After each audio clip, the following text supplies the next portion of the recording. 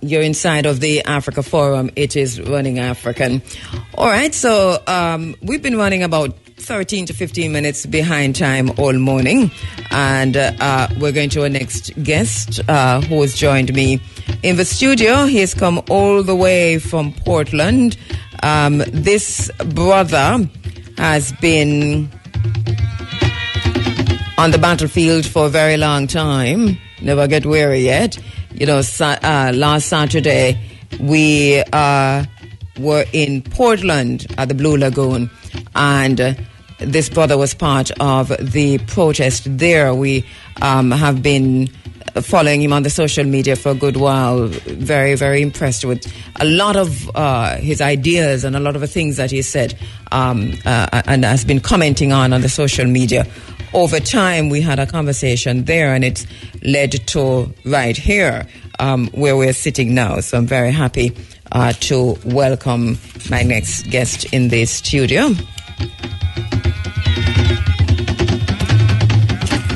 So his name is Alex Moore-Minnott. You might know him. A true-born Windward Maroon. He has a BSc with honors in international relations from the University of the West Indies. He's first and foremost an agriculturist, known for his work with the University of the West Indies concerning the grassroots cultivation of cannabis, especially as it concerns the benefits to young Jamaicans. And he's a cultural activist, a Maroon rights activist, and former Minister of Foreign Affairs for the Akompong Maroons at Champong. Oral historian, dancer, and herbalist of the renowned Granny Nanny Cultural Group. You'll hear me play that CD on this program a lot. And in 2018, successfully led an effort to secure the repatriation of cultural material from the Smithsonian. He is a leader of the internationally accredited West Indian Tribal Society, which has observer status for the World Intellectual Property Organization, WIPO, Intergovernmental Committee on Intellectual Property and Genetic Resources, Traditional Knowledge and Folklore. Alex was the apprentice and student of the great Maroon leader, the late Major Charles Aarons. He's an indigenous representative for the Portland Environment Action and a tireless advocate for the land and water rights of Maroons and other native Jamaican people. Very happy to welcome Alex to the studio. Greetings, my brother. How are you doing? Fantastic to be here. You know, it's really crazy how quiet it is outside. And yeah, because, you know, this is a program with so much pull, and you expect so much activity, and then when you come here, it's so tranquil, you know. Well, it's a conundrum, isn't it? Indeed. Yeah, I'm very happy to have you in the studio. Thank you. I'm going to start where we saw each other last time, you know, which was in Portland, and persons might have seen you on the news too, because you made a very powerful statement. You brought something to people's attention that tends to get lost when we're talking about issues regarding access to the beach, access to the land, and so on, and where we're saying that NEPA has some responsibility. One of the things you did was to brought to the center that when you talk about agencies like NEPA, for example, you're talking about agencies that reside within the office of the Prime Minister. Yeah, that's correct. Why is this significant? Well, I mean, we have a term, we call it the mega ministry, right? And it's this all-encompassing concept that the Prime Minister currently has, where all of these extremely pivotal ministries, pivotal departments are under his control. And, you know, we must wonder, you know, what's the motive behind it, and what does it all mean? Does it mean that, you know, he has ultimate say? You know, what is the level of, you know, watchdog activity that can take place if one man has everything under his chair? You know, so it's concerning. We're talking about some super ministries, literally, though, at the end of the day, that he has under his portfolio. Because land is everything. Land is freedom. Land is liberty. Land is everything. Yes. Land is everything. so that and explain to us when you say land is everything, and that falling under the Prime Minister, and at the same time we have the situation where now we're talking about access to land, a denial of access to land. What is that saying about the Prime Minister himself? Well, definitely I don't want to be disparaging in any kind of way, but what I'm thinking is that there should be more words from him. There should be more conversation that he's involved in. I'm thinking that a man of his stature, with such an issue like this, he should have come out and said something already. We had no idea that the protest was going to be of that magnitude. So when something like that would happen and have the pull of the media, etc., we would expect that he would come out and say, all right, people, based on the fact that we're discussing Republican form of government, based on the fact that we're talking about decolonization, that word, that situation. But based on that, I'm thinking that he should have come out already and said something. I'm thinking that he should have come out and had a visit to the Blue Lagoon. I'm thinking that we should have had words by now, and I'm hoping that it does happen. Mm-hmm. All right. There's of course the issue of access to land, and I want to go right there, just generally speaking, in Jamaica, and the extent to which there is a denial, and the fact that we're losing our beaches and losing our rivers. You have a unique take, and also one of the reasons why we're losing our rivers that that is coming from multiple. It's not just the fact that we're being denied access to the rivers or it is being sold off. You said there's another thing that's happening in Jamaica why we're losing our rivers. So I want you to talk to us about what do you think is a reason why at this time Jamaicans, Damian Coombs who was here earlier, talk about these are lands and spaces that our ancestors fought for from time before time, but now there's an invitation to Europeans and to come in to take these spaces from us. What do you think is a reason behind this? Okay, well, first of all, let's be totally clear. There has always been invitation for these Europeans. Well, let me not say always, but since 1494. Every document, every colonial document that has come out of Jamaica has been a sort of prospectus to say, land for sale, inquire within. Come in and St. Mary's is fertile, rich black soil. Portland has these fantastic rivers, flat plains for sugar, etc., etc. But what we find now is that the sugar is gone and there's a new king. The king is dead, long live the king, and the new king is quote unquote ecotourism. So Jamaica is full of beautiful spaces. The most beautiful spaces are the places that are going to be taken first. We also have to get back to what the government of Jamaica's agenda might be in terms of land, because if we remember the vitriolic outpouring from the Prime Minister when it concerned Maroon speaking about their rights, etc. Of course, Maroon rights are entangled with land, cannot be separated. And then, we have to understand that there are a couple tribal groups here in Jamaica at work. And the history of these people has been ignored, has been subsumed to the point where we're saying, okay, let us just integrate. So we say, out of many, one people, right? Out of many, one people is the worst thing that could happen to us is this motto, which really didn't even belong to us, Exactly. Out of one, many people, but out of many, one people is damn foolish. Out of many, one people is totally against the UN Declaration on the Rights of Indigenous People. Yes. So if we were to sit down and have a conversation with the UN, which recently happened, UN CERD, Professor Shepard could give us some real insight on that, Well, we've had lots of discussions, and she's been here, and we've had the discussions with people. The only person we haven't spoken to yet, I think it's two groups who had gone there. We haven't spoken to the presentation from the Maroon groups, and so we spoke with the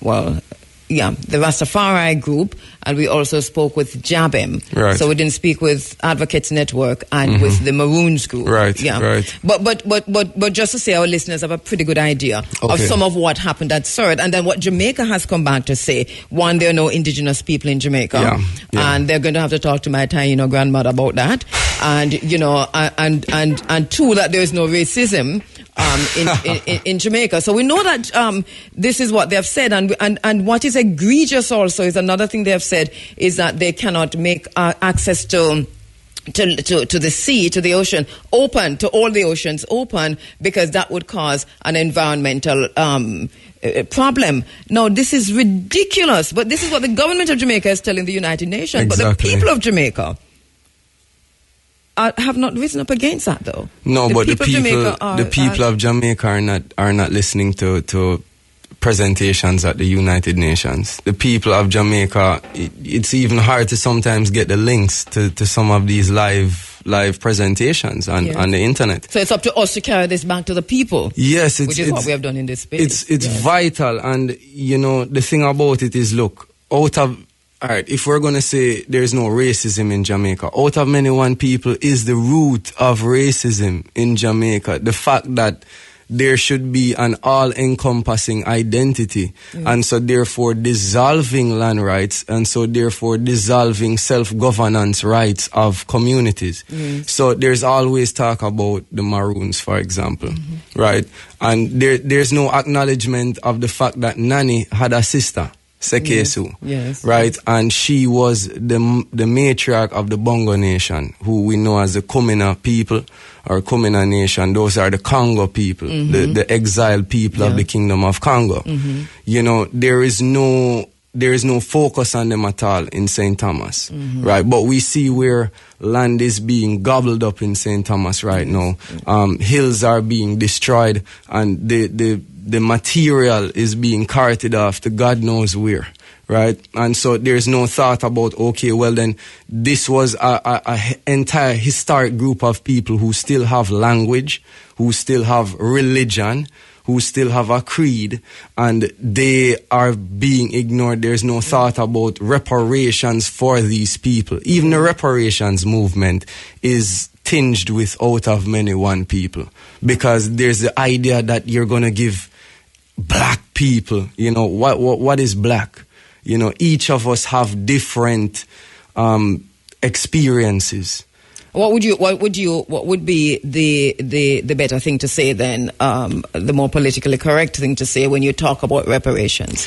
I think that we need to move towards indigenous, people have a problem with the word tribal, but in light of certain international laws, we need to understand what it really means. A tribe is a voting district, a voting group in Roman law.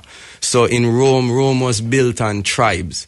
So that's why you hear that you have a tribal political system in Jamaica today. But we're good if we say ethnic groups, because we can still say ethnic groups and move on with it. And I understand fine. The point you raised with tribal. I had a good conversation with that with our late brother Tekla Mekfet. Came in to say, listen, there's nothing wrong with the word. We probably need to embrace the word. We do. To understand ourselves better. We do. And so that we look at ethnic group. I said there's ethnic cleansing going on in Jamaica right now. But certainly, so we have to understand the ethnicity of it all. Certainly, because if we look at the Blue Lagoon issue, for example, people don't understand why the Maroons were there, or why there was representation of Maroons. So why wouldn't they? So because they don't know the history. So for example, when we were stepping in, you clearly felt the spirit, and you said, we come in the name of Queen Nanny. Of the Maroons. It is what it is, yes. But what people don't understand is the Blue Lagoon is said to be, by oral history, the port that Nanny arrived at. Because... Well, I didn't even know that. You're giving me goose pimple, but I felt Nanny's spirit because remember, we walk up quiet, we came in last. Yes. We came in late. And we were pretty quiet. Yes. But as soon as I entered the road... And you saw the people. I felt Queen Nanny. And that's why I raised my fist and said, we come in the name of Nanny of the Maroons, because that's what I felt, and that's what I said. So I didn't even know that. So thank you for saying that. But you see, So this takes us, to another part, even though we're talking about access and so on, but I think everything is connected. And that is to say, if we are concerned about liberty, because obviously we are an oppressed people. Yes. What does liberty look like in the first place, and how do we achieve liberty? And I want to put unity in that and to say, what does unity look like? Can we achieve unity as different tribes by ourselves in different areas, as different ethnic groups, or coming together as a coalition of all these different areas that we label ourselves as? Let me take a quick break. Now, a minute going up to 8 o'clock, you're inside of the Africa Forum. It is Running African, and my very special guest in the studio this morning, Alex Moore-Minnott, true-born Maroon. And as I said before, he has a BSc with honors in international relations from the University of the West Indies. So what does liberty look like then? Well, I think we're going to have to backtrack and take this from the root. But before we even go into that, I have mad appreciation for all of the work you do, because I didn't know that you did all of this, engineering, everything you by yourself in here. Thank you. So mad respects this. So liberty, let's look at it this way and take it from the root, this emancipation term. Every year we are told that we celebrate emancipation on the 1st of August. But if we look into the Black's Law Dictionary, one of the major meanings of emancipation is a transfer of ownership. Okay? Now, let us take it a step further. And whereas we may not delve down into the nitty-gritty, the accounting, but £20 million was given as reparations to the colonists, the planters, the enslavers for their loss of labor. So I feel like that was payment. I feel like the crown bought the 311,000 people of African and indigenous descent in Jamaica, and they weren't emancipated. Right? Emancipation by the Black's Law Dictionary tells us it's not automatic. It's something that you or your parents have to proclaim. Now, at the end of the day, Jamaica has not made a proclamation of emancipation. Jamaica has not made a proclamation of independence, because none of these things, none of these occurrences are based on us. They're not coming from us. They're And is that to say, because let us look at those who fought for liberty. Yes. So the Sam Sharps and the Chief Taches and those who fought for emancipation. Is that to say that they did not succeed, or is it that the promise of emancipation, as I like to say, has not been fulfilled by those who came after? In other words, so there's an emancipatory process in place that has not been continued, because a paper has been signed off, a proclamation has been made by the Crown, and people are content within that. But that emancipation is an activity that has to be ongoing. Well, they did not fail. What happened is they won all the battles, but we are losing the war. And the problem is our ancestors didn't get a chance to step into the light of law, in terms of the written law, to sit down and have a conceptualization of, okay, what should the documentation look like? What should we be seeing on pen and paper? So many people have not read the Emancipation Proclamation.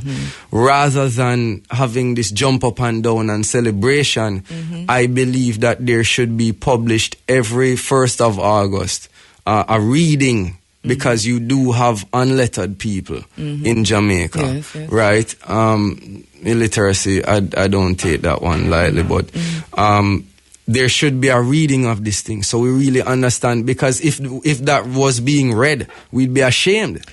And I take the point you're making. And why do you say that? Because the statements there in terms of be good Christians and attend church. Yes. Be good workers and listen to your master, your former masters. Yes, and the extent to which a crown, that idea of the crown is ingrained within that proclamation. Yes, and the crown is still guiding with their benevolent hand the process, because these poor, unlettered individuals cannot pick themselves out of the darkness. And how do you think that this connects back to the wider conversation, or the more narrow conversation actually, that we're having about the denial now of access to land that our foreparents, and I'm talking about foreparents, I'm going way before slavery, right? Because we came before Columbus. And I for my own self, I was not on that in that slavery thing. I was here long before Columbus. Exactly. So that. How does that fit back into the conversation we're having about this denial of access now of land that our forefathers fought for? The emancipation situation is a continuation of a narrative, and it is stitching into our fabric a narrative that, yes, Jamaican people are all descendants of slaves, and that we were dragged here in chains in inhumane conditions, and we are just here on the benevolence of the crown and now on the benevolence of the government of Jamaica. How do we begin to change that narrative? I agree with you 100%. Yeah. How do we begin to change that narrative? Well, we have to begin with unity in diversity at the end of the day. We have to realize that we are not one people, that we are people who have had separate existences. We are people who have separate experiences, and once we can appreciate that, then we can unify on our similarities and not on a forced situation to say, yes, we're all Jamaicans, so just live with it. We've been through this, move past it, and we have to go forward. There has to be an appreciation of our history and who we are. And what part, and talk to us about that appreciation and that history. When we appreciate that history, what are we appreciating? We are appreciating, so we're coming full circle. Yes. And you mentioned what does this, the land struggle and all of these things. We must appreciate the fight. So we're told that Nanny and her people fought for freedom, but they were never slaves. So how could they have fought for freedom if they were never slaves? Nanny and her people, Koja and his people, they were not fighting for freedom. They were fighting for land. They were fighting to continue keeping their land. So Nanny started her war when the British made the declaration in 1722 that the northeast portion of the island was to be settled, and that all free white people were to be given X amount of, I think it's 30 acres per white person. So basically, what people need to appreciate is that Nanny joined a people that were here long before her. And that's the root in the island Lokono, or Arawak, or Taino, as people say now. That is the root there. And the other, as they say, free Negro people, Moors, Congo people, who joined during... And I think it's very important to make these points, right? Mm-hmm. Because Van Sertima's scholarship shows that, one of the things that Van Sertima has always said is that if anything you put on the west coast of Africa, mm-hmm. It's going to float right into the Caribbean. Right into the Caribbean. And we were exploring these waters long before Christopher Columbus. That must be known, that must be taught, and that must be said. Columbus had maps. And Columbus was not the man who was sailing the ship. Yeah. He was, remember, they said that Columbus set sail with prisoners. Only criminals were willing to go with him. Where Columbus set sail 1492. He set sail when, they call him Boabdil, was the last king of Granada, the last sultan of Al-Andalus, or what we call Spain, when he was capitulating, when he was surrendering. The only people that were criminals at that time were the so-called Moors, those African people who had ruled Spain for 750 years. So he was guided by indigenous hand, by African hand, people who had always had a trading relationship here.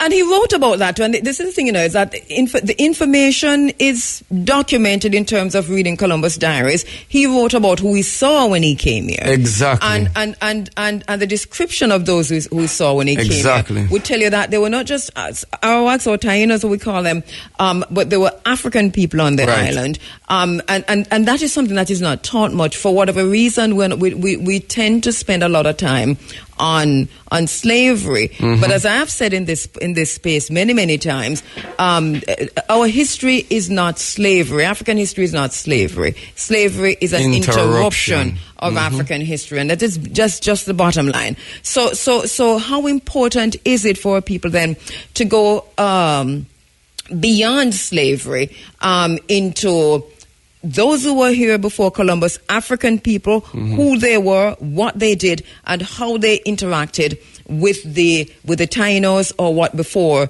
When I was growing up, my great grandmother said she was Arawak and Maroon, and we knew we're all Arawaks and Maroons. That's what we said. It was later on that we hear about Taino. So that. How important is it for us to go forward to our ancient indigenous identity in the teaching of history? And is that even possible in a country where we're told that we all died off? It is. So if I have the time, let me give an example. I was in a court case in Port Antonio defending our rights. We had been abused by the police. Our vehicle had been taken at gunpoint February the 3rd, 2018. And we went before a judge, a female, and I was there with my elders, including Major Aarons, who is mentioned in my bio. Yes. He recently passed. Condolences. Yeah, man. And I know that his daughter is listening right now. Greetings. And yeah, man. Yes. And when we went before the judge, I said, look, our rights precede our rights precede your laws. We are Arawakan people. We are ancient. We've been here before. And she was like, nonsense. And she blew up. And when I tell you blew up. And she was like, that's nonsense. They all died out. Those people were killed by Spanish diseases. And Major Aaron's daughter, Annette, she just put up her hand gently. And when the judge realized that knowledgeable people were ready to speak, she was like, oh, it doesn't matter if you're Eskimo, if you're it doesn't matter what you are. This is Jamaica and these are the laws. And it doesn't matter what you feel, and you're under the law. All right. So doesn't that take us to republicanism now, and this whole idea of the discussions that are going around? I know you have some serious thinking on that. What? Let me take a break. Take it, yeah. Let me take a break. All right, we're back with you inside of the Africa Forum. It is Running African. My very special guest is Alex Moore-Minnott. And just before we go back to Alex, we're seeing news out of Israel. Hundreds of thousands of Israelis rallied against the government's judicial plans yesterday, that's last night, in what organizers said was the biggest street protest in Israel's history. Now, Israel is imploding, and it had to implode. It's going to be for a while, but it's going to come right back. But it had to implode, you see, because nobody was looking at Israel and what Israel was doing, not just to the Palestinians, but to the Africans who had gone into Israel. And the situation got even worse when Netanyahu was returned to power. So here we are, so Netanyahu has tried everything that he can try against other people, against Africans, against the Palestinians, and anybody else he wanted to. And now his own people, the Israelis, have risen up against him. The biggest protest ever in Israel's history happened last night, and it's ongoing. It is continuing. We want to see where this ends, but it's going to implode. It has to implode. All right, we're back with you with Alex. So Alex, so we're talking about this whole republicanism. This is they're even taken out ads now. I hear the ads running on air. But how do you think that this should work in terms of how should the government engage the public on this? I was just going to ask you, where is the public engagement? Because I know that they had some online talks. Dr. Clinton Hutton, Marlene Malahoo Ford, couple people had been coming together. And they had been speaking, I think, every month. I stopped seeing the notifications, so I'm not sure if... But I haven't seen any of those. just to say it. Well, I must tell you that one of the main things they tried to make it clear, especially Professor Hutton, that the Maroons are not sovereign. The Maroons are not sovereign and they're just a cultural group. But then in the same breath saying that the sovereignty of the nation will be based on the culture of the different groups. Right? How would you want to see that discussion about the sovereignty of the Maroons? How would you want to see that discussion take place within the context of republicanism? No offense to anyone else in Jamaica, but I think that we should be first in line in terms of the conversation. Reason being, the Maroon Wars were fought because our land was being stolen. In other words, our land, we were defending our land. In other words, we were here before the British. And so, if that is the case, we need to sit down and understand what were our people fighting about, fighting for, what was happening at that time. And the fact is, look, Nani was not fighting to be a part of anybody's government. Nani was fighting to create a government. Nani was fighting to create a free archipelago of Jamaica. Jamaica is not an island, and our ancestors used all the other smaller islands surrounding Jamaica for trade, etc. Nani was fighting for a situation like Haiti, except the fact that the many people were unwilling to fight, because in slavery you were assured 3 meals a day because you needed food to work. You were assured clothes because you needed to have clothes on your back to go and cut the cane. And you were assured of a place to sleep because you need to rest. You're not a machine, right? Well, I know that Beverly Creary's research has shown that Queen Nani actually came in for the process of to be part of those who would help to liberate Africans, exactly. Right? Exactly. So that is part of the research, that you didn't come in as an enslaved African. So it's important to say that. In a wider context, though, there is between, you said the Maroons should be first. There is between those who identify as Maroons in Jamaica and those who identify as Africans, who there is between that two group the matter of the treaty. And so that whether there is a need to sit down and have this conversation, or there is a need for the Maroons to raise it in a particular space, do you think that this is something that has to happen even within this process, as we talk about of looking at the Constitution, as we talk about republicanism, that there has to be that conversation I think personally that one of the first moves that needs to be made is reconciliation between the Maroons and the people of Jamaica overall, because there is a lot of misunderstanding. And I think that there is a lot of pull for the Maroons to apologize. But the issue with that is that to apologize for the actions of people that were done 300 years ago is a bit technical, right? Because you don't really know what the circumstances were. But whatever they may be, we're all here together now. And we need to start. And there might be a misunderstanding on the part of those who identify as Maroons also in terms of what people are calling for when they say apologize. Because probably. Because that apology, I personally think there needs to be a conversation on this. When I say apologize, even in this space, I'm not even talking about the extent to which you're going there. Because yes, you're right. But there is another thing that happened that we have to talk about. It's commensality. So we have to sit down and talk a little bit about these issues, I think. And this is one of the reasons why I asked you up front earlier, what does unity look like and how do we unite in the different tribes and the different ethnic groups? How do we begin to unite? Well, I think we need to look at the fact that there was a call for the decolonization of all previously colonized nations. And and this was by the UN. And in decolonization, we need to realize that our tribal beginnings or tribal roots had their own means of self-governance based on an indigenous cosmovision, an indigenous worldview.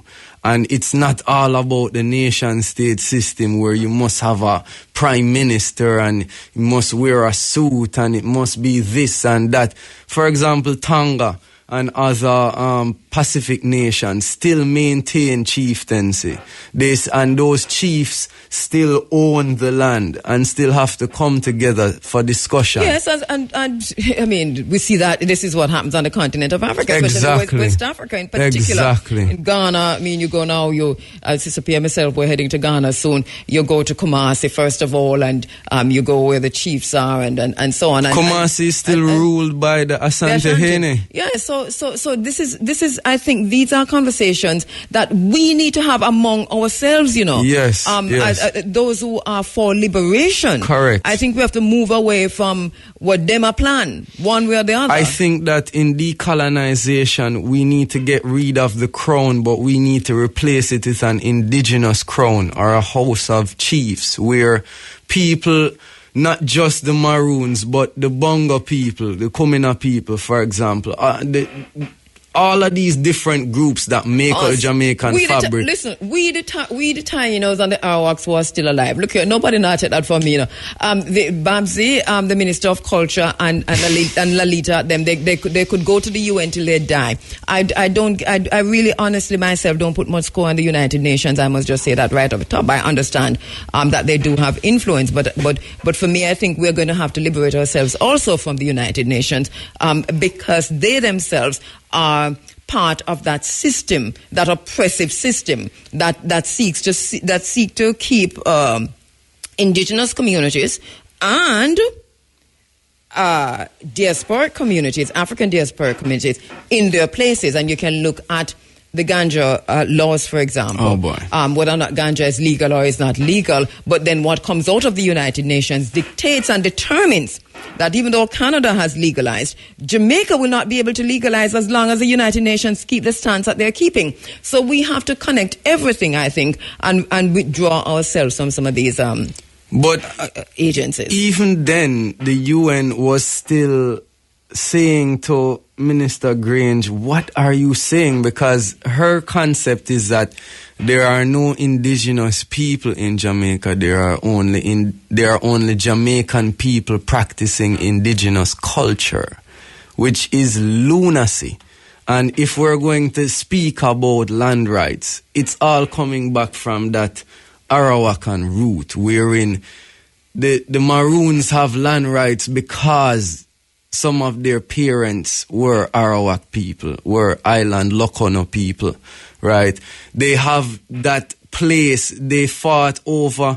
Nani ended up in the fight for where is now called Portland and St. Thomas, the East, because these were ancient habitations. These were trading posts that our people had been trading from with the East in terms of with Haiti, in terms of with now the Lucayos that they now call Bahamas, Kyrie, which they now call Trinidad, Euromain, which they now call St. Vincent, are people who are always trading, and even with Africans, with so-called Moorish traders, with Congo, Kingdom of Congo traders, etc.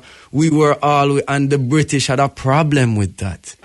Of course. And we cannot separate the history. We cannot just take out slavery and study slavery without understanding what was happening in Europe at the time, understanding what was happening in Latin America at the time, in the Americas at the time, in the Caribbean at the time. We have to be able to, in our minds, connect all the bits and pieces to understand who we are. We are not just children of the enslaved. We came before Columbus, and this is a point that we need to... And the enslaved had parents. And the enslaved had parents. Also, we integrated with the Tainos or the Arawaks who were on the land, and here we are. So nobody tell us that the Tainos have, they were killed out by Spanish diseases. That is a misinformation that they put out there to keep us down and to give away the land from underway, and to say that there are no indigenous people in Jamaica. My brother, we only have 4 minutes now. Well, 3 minutes. Okay. And a long time an interview not go so fast. It really go fast. But I'm inviting you back. Yeah. Because we want to now take apart this whole Constitution thing and the Republican thing, and to look at what we are saying. So some of this we put out there in the public. So I invite you back to have that discussion. But I'm giving you the last word as then, how do we move from here as a people? How do we move from here now in unity, not uniformity? Action, education, re-education. So, for example, the Maroons are always called squatters. But here I have Nani's land patent document. And when it even comes on to the Rio Grande issue, yes. This document says, together with all edifices, trees, woods, underwoods, ways, waters, water courses, rents, profits continue. So the Rio Grande is one of our water courses. So in terms of even the mining, in terms of even the permission, licensing, the government of Jamaica did not have the jurisdiction or they didn't own the river. We own it. They don't own no river. No. That they're still giving away, and you have a documentation for that. I'm very happy for that. So it's re-education. Yes. That's how we must go forward. We have to go forward with an understanding of who we are, where we're coming from, in order to know where we're going. And we have to put ourselves in charge of ourselves. Exactly. Because what we've been doing is depending on them to guide us. But the more, you see, when knowledge increase and when knowing increase, then we can't say we didn't know, This is where we have to rise to the occasion. Exactly. Yes, my brother, I look forward to working with you. Yes, sister. Yes, indeed. Give thanks. Alex Moore-Minnott is a brother that you all should be listening to closely. He'll be in this space many, many times. We're going to work with each other, many differences. And we need to bring in the Granny and the cultural group as well. Of course. Anytime you're ready. But the point I want to underscore is that we all have many, many differences. Nobody know. If we all agreed on everything, then what kind of world this would be? Boring. So we okay with the differences. What we agree on much more than the differences that we have, and sometimes the differences is only to make us better. Exactly. You understand? So this is another point that we have to make in this space. Hey, thank you, Alex. You're welcome. As usual, and my brother. Thank you, sister. Keep the fire burning. Yeah, all right, Alex Moore-Minnott there. Listen to the brother. Some serious points being made here. I hope you listen between the lines and over the lines and in between the lines to what he said this morning, to the points he raised this morning in this space. Because it's going to come a time, and I think the time is now. We've been saying this, our backs are already against the wall. And, I many years ago, I interviewed the author of the book, We Will Shoot Back. We Will Shoot Back. Get that book. Because that's where we are now. Our backs against the wall. We will fight back. We're going to have to. Because we can't just stand up and depend on them to change. We are going to have to be the change that we want to see. And another thing that I keep saying in this space, we have to stop depending on waiting for a leader. We have to lead from where we are. Leaderfulness is the name of the game. We have to lead from where we are. Leaderfulness in the space.